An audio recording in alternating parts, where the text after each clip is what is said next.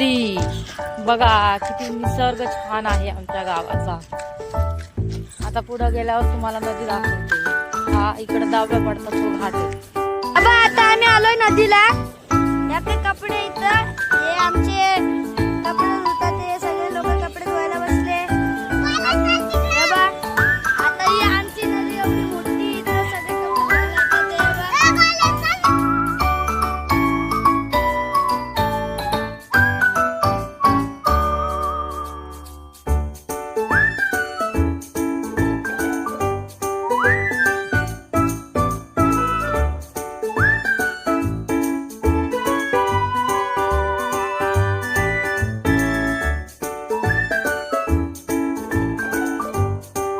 म्हणजे झालेली आंघोळ. हे बघा, हा नदीच्या पाण्यात